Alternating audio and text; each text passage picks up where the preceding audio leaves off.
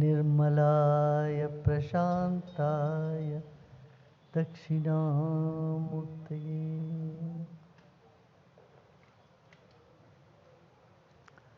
माननीय केंद्र मंत्री जी पाटिल जी, मंचस्थ सभी महानुभाव,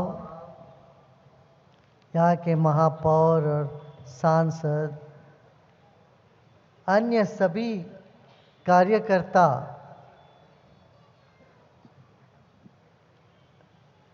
सूरत ही गुजरात में पहली जगह है जब हम आए थे यहाँ पर। शायद इसी जगह पे किया था क्या? एक शिवरात्रि का महोत्सव भी हुआ है? नहीं गुरुदेव, पहली बार यहाँ पे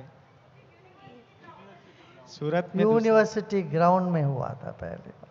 फिर इधर भी किया था कुछ कार्य? नहीं गुरुदेव, नहीं, इधर पहली बार। सूरत तब का अब का सूरत का चेहरा बहुत बदल गया, सूरत का सूरत ही बदल गया।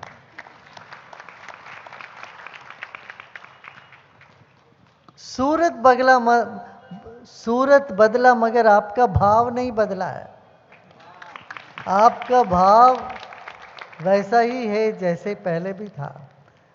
मैंने कहा अभी बहुत कम समय है, जब राजेश जी और बकुल जी वगैरह हमारे पास आए थे, गुरुदेव आप गुजरात पधारे हैं, आधा दिन आप सूरत के लिए ज़रूर देना। मैंने कहा आधा दिन में तो मैं विश्वास नहीं करता हूँ, मुझे पता है यहाँ आधा दिन तो होता नहीं है, सूरत में सब चीज़ पूरी होती है। मैंने कहा मेरा बड़ौदा में कार्यक्रम अभी तय हो गया है कि मैं कैसे उसको, नहीं आप आ जाइए, दोपहर में हम सत्संग करेंगे। मैंने कहा धूप होगा, दोपहर में कौन आएंगे, इतने धूप में कैसे बैठेंगे लोग? नहीं, हम सब के लिए कैप का भी अरेंज कर देंगे। तो सब कैप पहन के बैठे।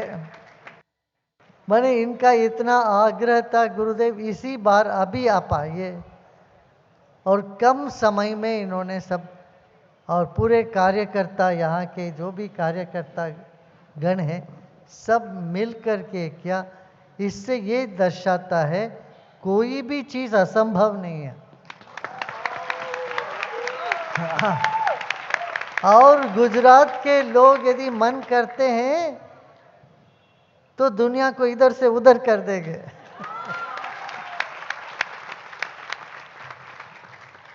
आखू देश में गुजराती राज्य करू छे, पूरे देश को चमका दिया। 370 हटाया, कश्मीर को साथ जोड़ दिया। कहीं नीचे पड़ा हुआ था देश, वो देश कहाँ से कहाँ आज ऊपर निखर के आया, यूरोप को पीछे करके आगे निकल गया। इससे बड़ी उपलब्धि दुनिया के मंच में असंभव ही समझना चाहिए, इससे बड़ी उपलब्धि। ऐसी उपलब्धि 10 साल में हुआ है, तो अभी मान लो ऐसे ही और 10 साल चले तो कहाँ से कहाँ पहुँच जाएंगे, दुनिया में नंबर 1 हो जाएंगे हम लोग। इस बात पर हमें ध्यान देना चाहिए। देखिए हम तो किसी पार्टी वार्टी के नहीं हैं, हम सबके लिए हैं। कोई किसी भी पार्टी के हों, सब हमारे हैं, अपने हैं।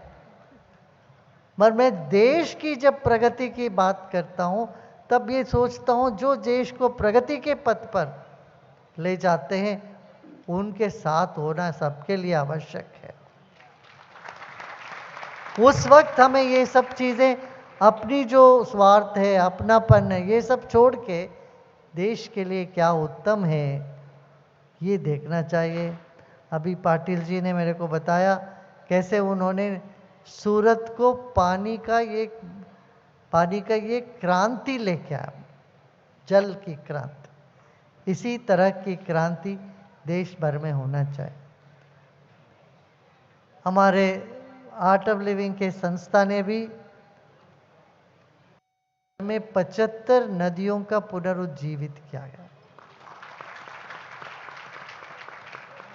और हजारों तालाबों को ठीक किया। ये सब हमारे युवा कार्यकर्ता मिलके किए, जन भागीदारी के वजह से हो पाया। ये आंदोलन की बात करें, वो ये जन आंदोलन ही बना। एक मैं छोटा सा उदाहरण देता हूँ। शोलापुर, महाराष्ट्र में, शोलापुर में एक तालाब था और कूड़ा करकट उसमें डालते थे, इतना गंदगी, बदबू, बड़ा था तालाब। और उसको साफ करने के लिए वहाँ के म्युनिसिपैलिटी ने कहा इसमें तो हमको 1000 करोड़ ले।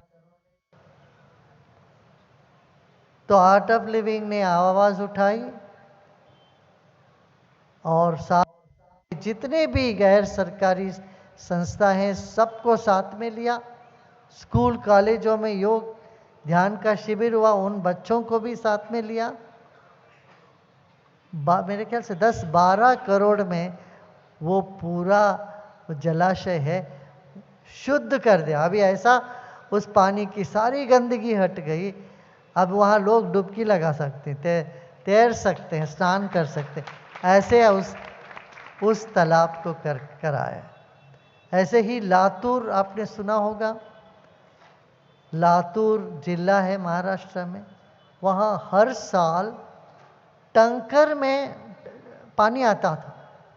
गर्मियों में पीने के लिए पानी नहीं होती थी, फसल का तो छोड़ ही दो, हजारों लोग आत्महत्या करते थे किसान। क्यों? बीज बोते थे, पानी नहीं है, क्या करेंगे, कर्जे में डूबते थे। और पानी तो टंकर में आती थी, रेलवे कोचेस में आते थे, टैंक्स में। अब जब से वहाँ पर काम शुरू हुआ पानी का, वहाँ का नदियों को ठीक करने लगे, अब किसान 3 गुना ज़्यादा फसल ले रहे हैं। अभी 5 साल मेरे ख्याल से ना प्रसन्न जी, 5 या 6 साल से कोई पानी की टंकर नहीं आती है, वहाँ खूब पानी है। ऐसे कर्नाटक में है, तमिलनाडु में, गुजरात में भी पता नहीं कहीं किया है पानी का काम, इधर थोड़ा सा इधर किया होगा। तो जहाँ जहाँ हम लोग पानी का काम यूपी में किया है, रामपुर में, जहाँ जहाँ पानी का काम करते थे वहाँ जमीन का पानी, जो बोरवेल भी लगाते तो 1000, 2000, 2500 फीट नीचे चला जाता था पानी नहीं मिलती। अब वो पानी वापस वो उठ के 10-12 फुट में पानी आने लगे। 12 से 25 फुट के अंदर सबको पानी मिलने लगे। लोग बड़े खुश होते रहे। तो जल ही जीवन है। तो हमारे सरकार के बहुत सारी योजनाएं, मुझे बहुत हर्ष हो रहा है ऐसी एक योजना बनाए घर घर में, हर घर को शुद्ध पीने का पानी मिल जाए। इस व्यवस्था में आर्ट ऑफ लिविंग के जितने भी सज्जन हैं, सदस्य हैं, सब जुड़कर काम करेंगे, साथ में लग के करेंगे। ये मैं बात माननीय मंत्री जी को बताता हूँ। एक तो पानी की हुआ, दूसरी बात क्या है, आजकल डिप्रेशन, ये नींद ना आना, ये सब शुरू हो गया। ज़्यादा नींद नहीं आती, ये सब के लिए योग, ध्यान, प्राणायाम ये करना बहुत आवश्यक है। कितने लोग यहाँ ध्यान करके आपके जीवन में बड़ा परिवर्तन आ गया? हाथ उठाओ, देखते, देखो सभी वो तभी तो आए, वो धूप में भी, छुट्टी के दिन, दिवाली के मौसम में। मुझे पता है इस मौसम में सभी लोग छुट्टी मनाने बाहर गांव चले जाते हैं, बाहर जगह चले जाते हैं ना।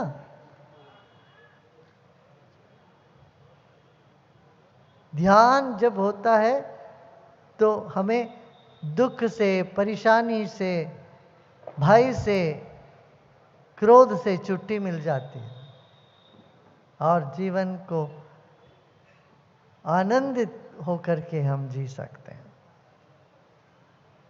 तो इसी कारण हम आते हैं। देखो, गुरु किसी जगह आते हैं तो सबकी समस्या साथ में लेने के लिए आते हैं। तो आप लोग सत्संग में आए हो यहाँ से बाहर जाते वक्त बड़े मुस्कान के साथ जाना चाहिए, कोई समस्या साथ में लेके नहीं जाना चाहिए। सारी समस्याएं गुरु के पास छोड़ के जाते हैं, यही रिवाज है, यही पुरातन पद्धति है। नूतन और पुरातन का समावेश ही सनातन है। हम नूतन भी है, पुरातन भी, और सनातन इसी को कहते हैं। तो आप सब लोग इस पर ध्यान दीजिए, खुश रहिए, प्रसन्न रहिए। गुजरात की जो धरती बहुत पुण्य धरती है, तभी तो भगवान कृष्ण आखिरी सांस यहीं लिए।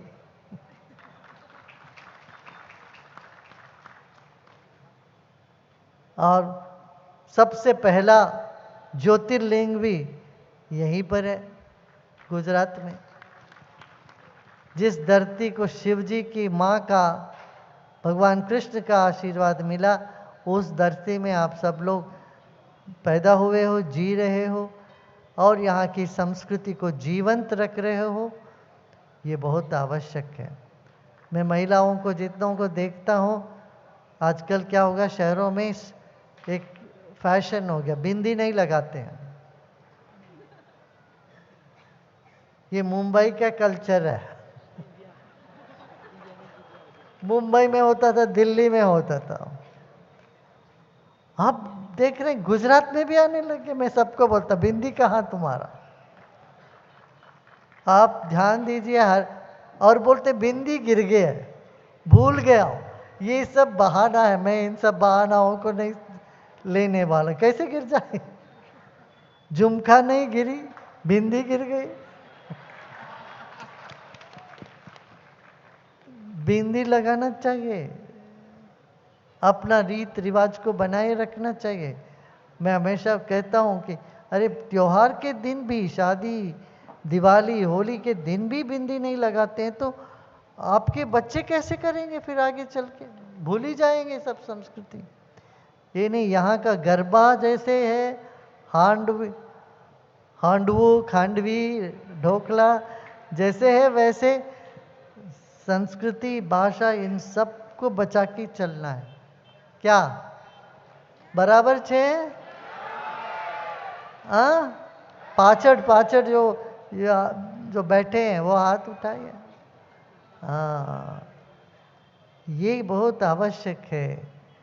अपनी संस्कृति के प्रति गर्व करो, हाँ, और सबके साथ मिलनसार बन के रहो, सबको गले लगाओ, सबसे प्रेम से रहो। शांति, क्रांति के साथ शांति होनी चाहिए, शांति के साथ क्रांति होनी चाहिए। कमजोर से शांति नहीं मिलती है, कमजोरी से। कमजोर होने से भय होता है। इसलिए हमारे शास्त्रों में कहा गया, नायमात्मा बलहीन न लभ्या, कमजोर आदमी को आत्मा भी नहीं मिलेगा। और हमारा बल हमारे भीतर से आती है, बाहर से नहीं। बाहर कुछ भी रहे, आदमी भयभीत होकर रहता है, और भय और डरे डरे रहते हैं। डर दूर होना हो तो दैवी शक्ति के सहारा लेना पड़ेगा। आप सारी देवी देवता देखिए, हाथ अभय हस्त माने अभय, माने डरो मत, कोई डर नहीं है तुम्हें, इसी को अभय हस्त बोलते हैं। और वरद बोल, वर दे रहे हैं, तुम डरो मत, ये भगवान कहते हैं आप। तो इस बात पर आप लोग ध्यान दीजिए, डरिए मत। अपनी सारी जो समस्याएं यहीं पर छोड़ के मुस्कुराते मुस्कुराते प्रसन्नता से आप जाओ। आप सबको बहुत बहुत आशीर्वाद और प्रेम, सबको मंगल हो, सबका मंगल हो। हाँ, બધાને આશીર્વાદ આપી દીધું, નૂતન વર્ષાને આશીર્વાદ છે બધાને। हाँ, તમારે सारा प्रॉब्लम यहीं छोड़ के जाओ, ठीक है।